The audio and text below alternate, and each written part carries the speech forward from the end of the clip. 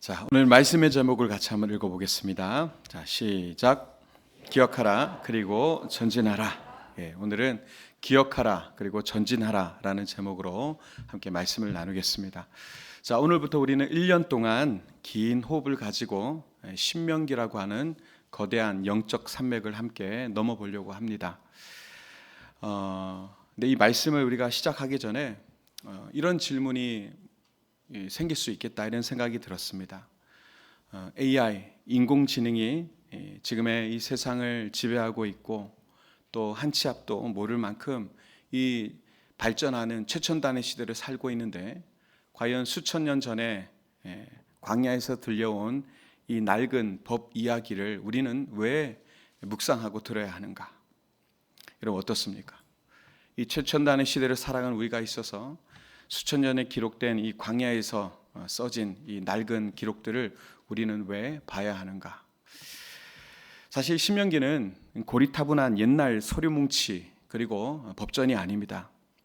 이 책은 노종이었던 모세가 이제 죽음을 앞두고 가나안이라고 하는 거대한 세속문 앞에 이제 던져질 다음 세대, 이스라엘의 그 광야 2세대들에게 전하는 가장 강력한 생존 전략서이자 절절한 사랑의 유언이었습니다. 그래서 신명기 하면 먼저 모세가 이제 죽음을 앞두고 쓴 유언서로서도 이제 유명하지만 그만 말씀드린 대로 이제 미지의 세계로 한 번도 가보지 못했던 약속의 땅, 그 가나안에 들어가서 이제 살게 될 광야 2세대들, 그 다음 세대들에게 어떻게 하면 거기서 살아남을 수 있는 것인가, 어떻게 해야 거기를 승리할 수 있는 것인가를 알려줄 수 있는 가장 강력한 생존 전략서로서 그들에게 주어진 것입니다. 여러분, 이 신명기의 배경은 모압 평지입니다. 이 모압 평지라고 하는 지금의 이 지점이 굉장히 묘합니다. 왜냐하면 지금 그들이 출애굽 이후에 모압 평지에 오기까지 가데스 바네아에서의 그 여정에서 여기까지 오기까지 40년의 시간이 걸렸습니다. 그래서 모압 평지에서 그들이 뒤를 돌아보면 무엇이 보일까요? 그 40년의 긴 시간, 오늘 성경에 보았지만 10하루길이면 올 수 있는 그 짧은 거리를 40년이 걸려서 왔습니다. 근데 그 자리는 돌아보면 실패와 원망으로 가득 차 있었고요, 수많은 죽음이 있었습니다.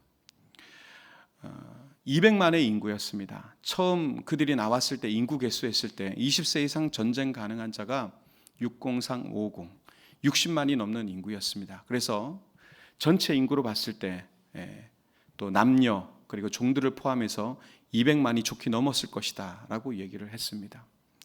400만까지도 보는 사람도 있습니다. 근데 대략 최소한으로 보더라도 하루에 100건 이상의 장례를 치러야 되는 그런 바쁜 죽음이 일어났던 기간이었습니다. 그 1세대가 다 바뀌기까지 하루에 수많은 장례들을 40년 내도록 치러와야 되는, 그래서 어느 신학자는 예전에 말씀드린 바 있지만 이 광야의 40년을 전 세계 역사 중에 가장 긴 장례 행렬이었다라고 얘기하기까지도 합니다.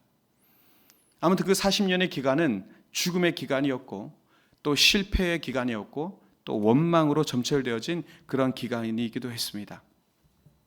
그런데 그 모압 땅에서 이제 시선을 돌려 앞을 바라보게 되면 어디가 보입니까? 이제 한 번도 가보지 않은 바로 미지의 땅, 약속의 땅 가나안이었습니다.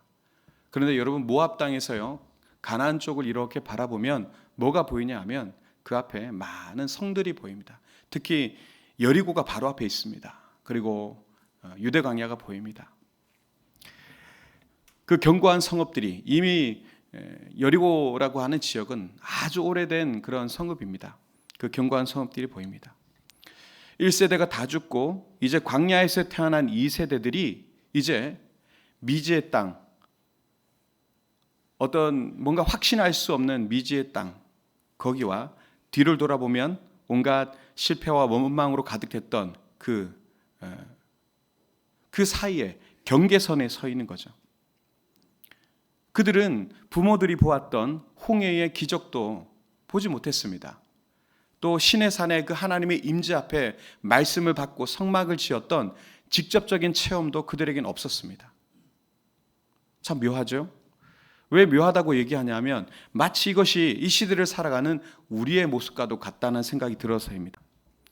요즘 어떻습니까? 처음 말씀드린 대로 무서운 속도로 변하고 또 그 불확실이 너무너무나 높습니다. 당장 내일 1년, 2년, 10년, 예전에는 10년이면 강산 변한다 그랬는데 지금은 1년이면 족한 것 같습니다. 당장 내일이, 당장 내년이 어떻게 변할지 모르는 정말 무서운 속도로 변하는 불확실한 시대입니다. 예측이 되지 않습니다. 이전 시대를 살아온 어르신들 많은 지혜와 애씀과 노력을 통해서 굴지의 나라로 이 나라를 이렇게 일으켰지만 사실 그분들이 살았던 이제 삶의 방식과 그들의 노하우가 더 이상 이 시대에는 통하지 않는 듯합니다. 그 시대의 나라의 급속적인 발전, 비약적인 발전 이런 것들을 그들은 체험했지만 지금의 세대들은 그냥 발전된 그 나라에서 태어나 그런 감격도 없습니다. 그저 지금 살아가는 사람들은 어떻습니까? 바쁘게 살아갑니다. 급변하는 이 오늘의 현장 속에 그저 몸을 싣고 바쁘게 그렇게 살아가고 있습니다. 그리고 이런 시대를 향해서 신학자들이 뭐라고 얘기하냐면 거대한 망각의 시대다 이렇게 얘기합니다. 왜냐하면 이 바쁜 시대를 살아가면서 정작 내가 누구인지, 나는 어디로부터 왔는지, 또 나를 이끄시는 분이 누구인지를 완전히 잊어버린 채, 망각한 채 그저 그 속도에 매몰돼서 살아가고 있기 때문입니다. 그래서 거대한 망각의 시대라고 얘기합니다. 그래서 이 신명기는 바로 그렇습니다. 이 망각의 병을 앓고 있는 우리에게 이 시대의 이 속도 속에 매몰되어 우리의 가치를 잃어버린 채 살아가고 있는 우리에게 던져지는 영적 처방전과도 같은 책이 바로 신명기다. 이렇게 말씀드릴 수 있겠습니다. 과거의 상처 그리고 미래에 대한 불안 사이에 그리고 세상의 가치관과 하나님의 말씀 사이에 그 사이에서 그 경계에서 갈등하는 우리에게 신명기는 이렇게 얘기합니다. 어떻게 살 것인가? 어떻게 살아가야 할 것인가? 근데 거기에 대한 질문에 대한 완벽한 대답이 또 이 신명기 안에 들어 있습니다. 여러분, 하나님의 역사를 다 담기에는 이 성경이 사실은 굉장히 협소합니다. 그럼에도 불구하고 앞서 얘기했던 하나님의 그 언약과 그 말씀들을 신명기에서 다시 한번 기록하여 우리로 하여금 다시 읽게 하고 있습니다. 왜 하나님은 하셨던 그 말씀을 다시 반복하고 계실까요? 왜 이렇게 분량을 할애해서 그 말씀을 다시 한번 우리에게 주고 계실까요? 다른 이유는 없습니다. 중요하니까. 정말 중요하니까. 죽느냐 사느냐의 문제가 여기에 걸려 있기 때문에. 그래서 저도 이 50주 동안 여러분 작년에는 우리가 로마서 야고보서를 통해서 두 권의 책을 1년을 끌고 왔지만 신명기는 좀 분량이 많습니다. 그래서 50주 동안 이 신명기를 가지고 여러분들과 줄기차게 긴 호흡을 가지고 나누려고 합니다. 그래서 이 말씀을 통해서 우리의 인생의 기초 그리고 하나님께서 우리에게 약속하신 그 언약들을 다시 한번 갱신하는 그런 여정이 되었으면 좋겠습니다. 이 바쁜 시대에 그냥 시간에 휩쓸려 살아가는 인생이 아니라 내가 누구인지 또 내가 어디로 가야 하는지 어떻게 살아가야 되는지 또 나와 함께 하시는 분이 누구신지를 하나하나 점검해 가면서 내 안에 주어진 참된 정체성과 또 내게 주어진 진정한 여정들 오늘 이제 제목대로 언약 백성의 그 기쁨이 무엇인지를 발견하게 되는 그런 여정이 되시기를 주님의 이름으로 축복합니다. 자, 본격적으로 본문을 살피기 전에 이 책의 이름을 우리가 볼 필요가 있습니다. 왜냐하면 제목을 좀 오해하는 부분들이 있어서요. 먼저 이제 신명기라고 하는 이름이 있죠. 한문으로 보면 이렇게 되어 있습니다. 한번 띄워주시죠. 신명기. 보시다시피 우리는 신명기 하면 새로울 신자 해서 새로운 명령이다 이렇게 얘기하지만 사실 그렇지 않습니다. 되풀이할 신자가 맨 앞에 있죠. 말 그대로 하나님의 명령을 거듭 새긴다. 다시 되풀이한다. 그런 의미를 가지고 있습니다. 두 번째 보면 영문 명칭이 나 있죠. 듀테로노미라고 하는 그런 단어가 있습니다. 사실 이거는 그냥 나온 게 아니고요. 성경을 처음으로 헬라어로 번역할 때 70인역이라고 하는 번역서가 나왔습니다. 거기에 이 신명기가 제목이 듀테로노미온이라고 하는 단어가 이제 쓰여졌습니다. 제목이 그렇게 붙어졌습니다. 근데 듀테로스라고는 두 번째라는 의미를 가진 듀테로스라는 단어와 그리고 법을 뜻하는 노모스, 이것이 합쳐진 단어가 듀테로노미온이라고 하는 단어입니다. 즉 이거는 그냥 간단하게 두 번째 법이란 뜻입니다. 지금 이제 시내산에서 주어진 이 법이 실패해서 새롭게 만든 법이 아니라 가나안이라는 새로운 환경에 맞게끔 다시 설명된 법이라는 뜻입니다. 앞으로 그들이 살아갈 지금의 광야와 그리고 그들이 살아갈 가나안은요, 삶의 형편이 다릅니다. 이제는 그들은 정착 생활을 시작하게 될 것입니다. 방랑하던 유목 생활이 아니라 정착을 하게 돼서 많은 소유를 가지게 될 것이고, 인구는 더 많아질 것이고, 또 상공업이라든가 이런 것들이 발달하게 되고, 또 유통 거래가 일어나게 되고, 그러면서 법망이 촘촘해지거든요. 그래서 신명기의 법은 굉장히 발전되어 있는 법입니다. 기존의 법이 개정되어지는 그런 느낌을 여러분 보시면 될 것 같습니다.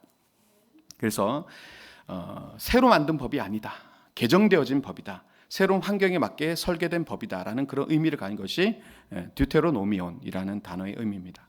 그리고 이제 히브리어로 본래 제목이 뭐냐하면, 성경이 발견됐을 때 이 신명기가요, 에레 하데바림이라고 되어 있습니다. 에레 하데바림, 이 뜻이 뭐냐하면 이것들은 말씀들이다라는 뜻입니다. 하데바림 할 때 이 데바림이 우리가 아는 이제 다바르라고 하는 단어가 있거든요. 다바르, 이게 말씀이라는 뜻입니다. 말씀.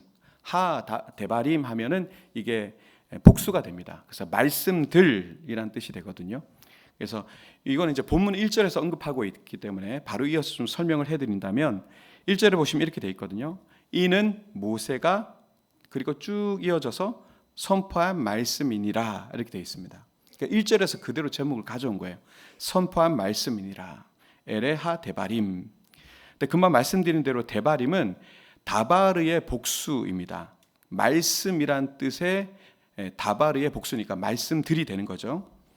근데 이 다바르란 단어를 여러분 외우기 쉬워요. 왜냐하면 말씀이라고 외우면 그때 말씀이 다발로 발견이 됐거든요. 그래서 다발로 발견됐다 해서 다바르 이렇게 외웠었는데, 근데 이 다바르라는 단어가 말씀이란 뜻도 있지만 어떤 뜻이냐면 사건이란 뜻도 가지고 있습니다.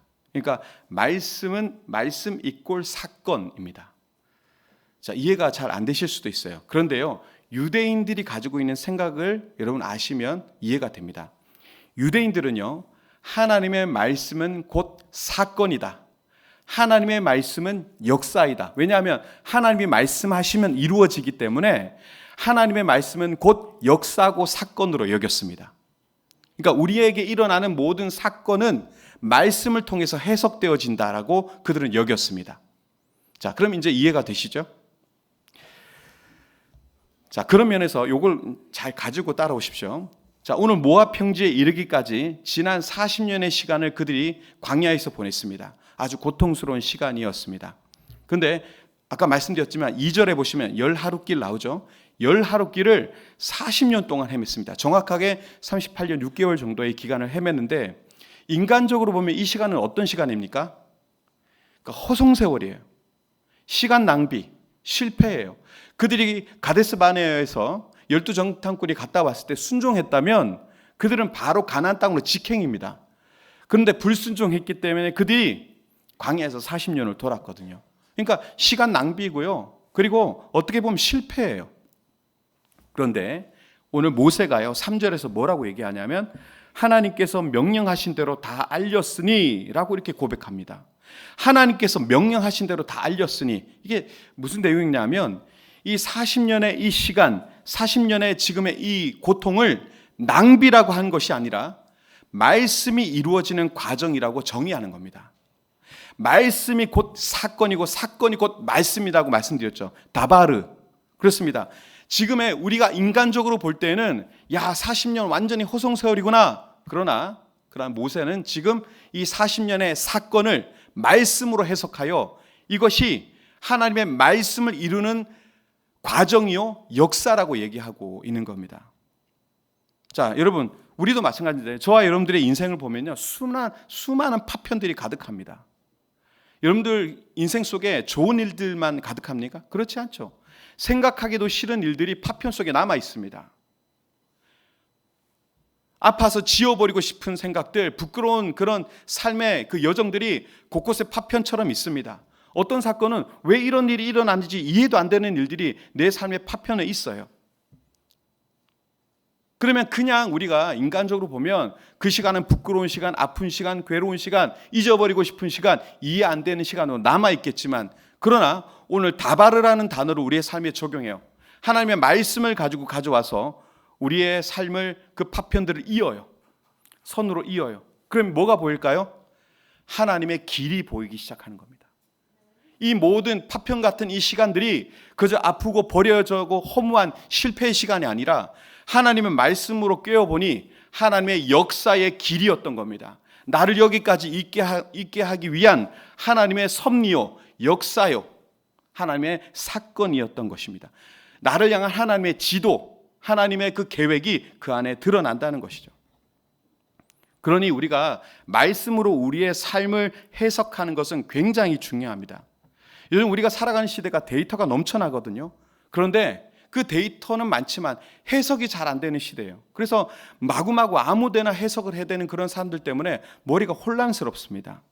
정보는 많은데 그 의미를 모릅니다. 각자의 삶의 정보도 많죠. 그러나 오늘 우리의 삶의 그 파편들과 꼬여진 모든 것들을 하나님의 말씀으로 깨어 재해석해낼 수 있다면 그것이 바로 말씀 안에 있는 인생이라는 것, 여러분 기억하시기 바랍니다. 여러분들의 아픈 과거가 그냥 상처로 남느냐, 아니면 그 상처가 오히려 누군가에게 정말 희망과 소망이 되는 사명으로 변화되느냐, 이건 어디에 달려 있을까요? 바로 그 내 속에 있던 그 사건들을 말씀으로 해석을 할 수 있느냐 못하느냐에 달려 있다는 것입니다. 이게 운전을 하다 보면 제가 가끔 이제 잘못 들어갈 때가 있잖아요. 그러면 내비게이션이 뭐라고 얘기하냐면 이렇게 친절하게 얘기합니다. 경로를 재탐색합니다. 그리고 다른 길을 알려주더라고요. 신명기서를 쭉 읽다 보면은 그렇습니다. 항상 저에게 우리의 인생의 길을 하나님의 말씀으로 재탐색해 주시는 그런 은혜를 받게 됩니다. 여러분, 방황을 멈추는 유일한 길은 뭐냐면 하나님의 말씀 앞에 내가 엎드리는 것이고요. 그 말씀으로 내 삶을 해석해내고 그것을 받아들이는 것이다. 여러분 신명기를 나누는 동안에 여러분 하나님의 말씀을 가지고 여러분들의 인생 한번 꿰어보셨으면 좋겠습니다. 의미 없고 광야의 40년이 험하고 실패하고 아픈 시간이 아니었다라고 모세가 얘기했듯이 여러분 우리의 그 아픈 과거와 상처와 힘든 그 순간도 하나님의 말씀으로 깨었을 때 놀라운 하나님의 섭리와 계획이었음을 우리는 깨닫게 될 것입니다. 자, 이어서 하나님은요 6절과 7절에서 백성들에게 명령을 하시게 되는데 이런 명령을 하시게 되죠. 6절 끝과 7절 맨 앞을 보면 너희가 이 산에 거주한 지 오래니 방향을 돌려 행진하여. 자, 이스라엘 백성들이 지금 호렙산에 머물러 있는 백성들에게 명령하시는 거거든요. 너희가 이 산에 거주한 지 오래니 방향을 돌려 행진하여. 여러분 호렙산 하면은 조금 우리가 익숙하지 않지만 시내산 하면 익숙하죠. 그 산이 큰 산입니다. 호렙산, 시내산 같은 산입니다. 그런데 이스라엘 백성들에게 호렙산, 시내산은 굉장히 중요하죠. 왜냐하면 여기서 하나님의 율법을 받았습니다. 그리고 이곳에서 하나님 앞에 그 설계도를 받아서 성막을 지었습니다. 그리고 이스라엘 백성들에게 구름으로 쉐키나, 구름으로 임재하여 하나님의 임재를 본 곳이었습니다.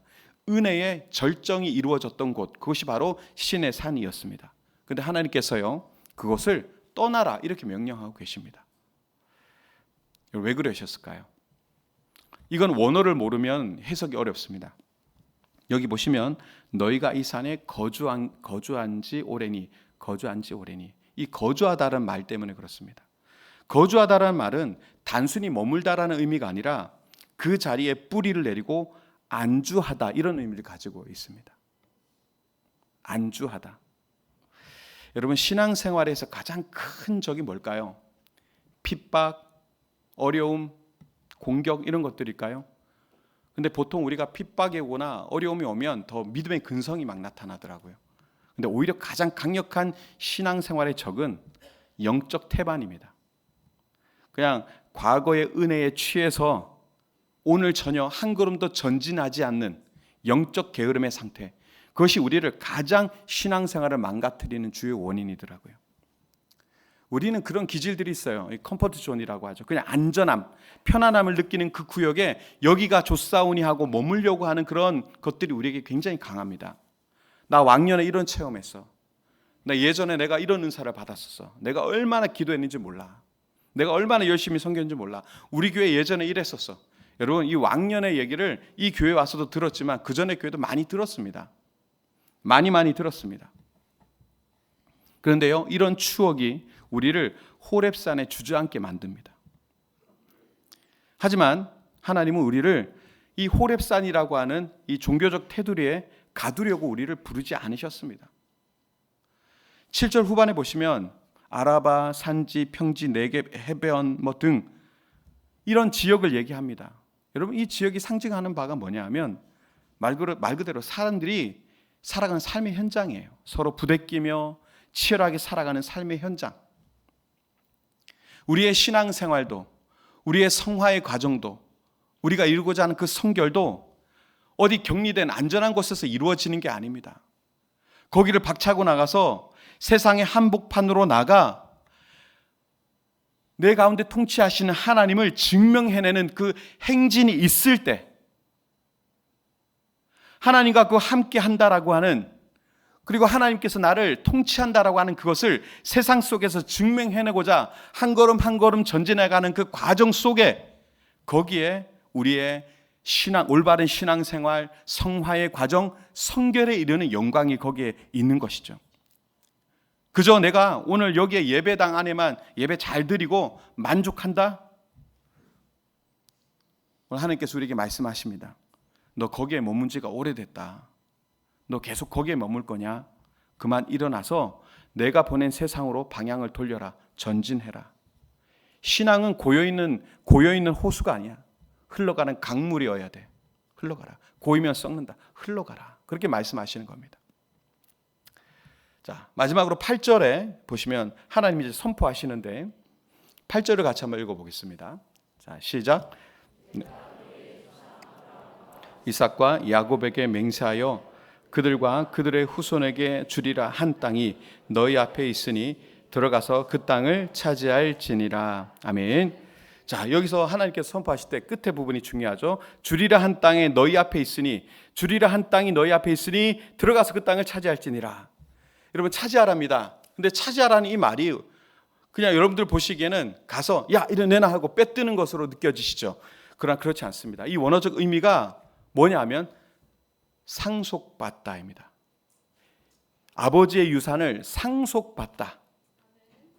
여러분, 가나안 땅은요, 말 그대로 정복해야 되는 땅이죠. 그런데요, 정복해야 될 대상이기 이전에 하나님께서 이미 우리에게 유산으로 주신 땅입니다. 이미 주신 땅. 너에게 줄 땅이 아니라 성경에도 이미 주셨다. 너에게 준 땅이다. 완료형으로 이미 줬다라고 얘기합니다. 그 땅을 그래서 차지하게 되니 여러분, 상속이 맞지요? 그렇습니다. 상속. 여러분, 이게 바로 복음입니다. 복음. 왜 이렇게 얘기하느냐? 세상은요, 이렇게 얘기하죠. 네가 구원을 받고 천당 가려면 공로를 행해야 돼. 착한 일 하고 선한 일 많이 하고 그런 거 많이 해야 돼. 너의 실력을 증명해야 돼. 천국은 실력으로 가는 거야. 이렇게 얘기합니다. 여러분, 천국은요, 실력으로 가는 게 아니죠. 뭘로 갑니까? 예? 이거 얘기 많이 했는데 따라합시다.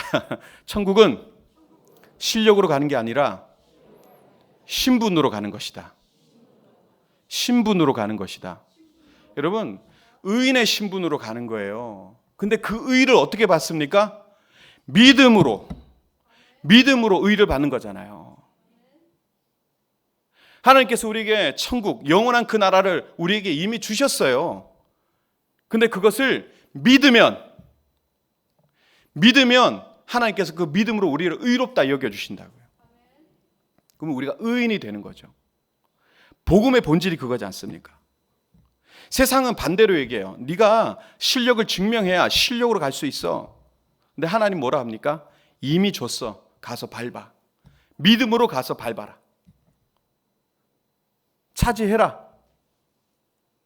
상속받아라. 이 얘기입니다. 우리에게 주신 구원처럼 믿음으로 고백하고 취하면 되는 것, 그것이 하나님 나라이듯이 그렇게 얘기하는 겁니다. 그러니까 이게 복음이죠. 여러분, 부모가 자녀에게 집을 상속해주면 자녀가 할 일은 그겁니다. 가서 키를 들고 가서 열고 들어가서 그 안에서 누리는 겁니다. 부모가 집을 짓거나 마련했고요, 자녀는 그 집을 누리는 겁니다. 그런 면에서 신명기는 우리에게 뭘 가르쳐 주냐면 우리에게 상속자의 배짱을 가르쳐 줍니다. 상속자의 배짱을 가르쳐 줍니다. 세상은 우리에게 가나안의 거인들을 보면서 겁먹게 만들고 유혹하죠.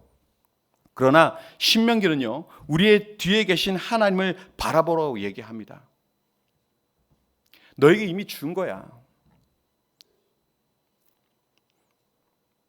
우리가 이스라엘 백성들이 가나안 땅에 들어가서 할 거는 딱 하나였어요. 하나님께서 하시는 일을 보는 거예요. 준 것을 들어가서 하나님, 저는 이렇게 얘기하죠. 주님, 저는 준비되면 가겠습니다. 예? 믿음이 더 좋아지면, 형편이 되면 가겠습니다. 그럼 더 헌신할게요. 여러분, 그날이 올까요? 내가 완전해지고 온전해지고 형편이 좋아지고 믿음이 더 좋아지면 그때 헌신하겠다는데 그때가 올까요? 죄송하지만 죽을 때까지 안 올 수 있어요. 연약하지만 부족하지만 가는 거예요. 왜냐하면 나는 부족하지만 우리 하나님 온전하시고, 나는 무능하지만 우리 하나님 전능하신 분이시니까 하나님께서 하시겠다는 거잖아요. 내가 부족한 것 하나님이 아세요. 그리고 나를 부르셨어요. 보내셨어요. 차지하라고 하셨어요. 내가 실력 없으면 아는데도 가서 차지하라고 얘기하셨어요. 그럼 무슨 얘기입니까? 내가 뒷배를 봐줄게. 내가 일할 거야. 두려워 마. 떨지 마. 내가 너와 함께 할 거야.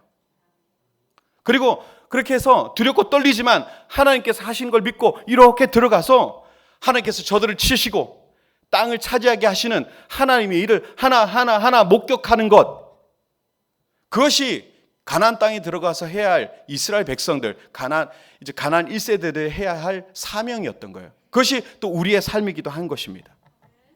그 승리를 일상 속에서 확인하러 가는 거예요. 말씀을 정리하겠습니다. 여러분, 신명기는 약속의 땅 가나안을 코앞에 둔 이들에게 하나님께서 주신 뭐라고 할까요? 광야 학교의 졸업 논문 같은 거예요. 신명기는. 그렇습니다. 우리 1년 동안 이 신명기라는 거울을 가지고 계속 우리를 비춰볼 겁니다. 와, 내 인생은 왜 이렇게 이 짧은 길, 열하루길을 40년을 돌아가지? 왜 내 인생이 빙글빙글 돌아갈까? 나는 왜 여전히 과거의 은혜에만 목매어서 한 걸음도 진짜로 나가지 못하고 행진하지 못하고 왜 이렇게 살고 있는 걸까?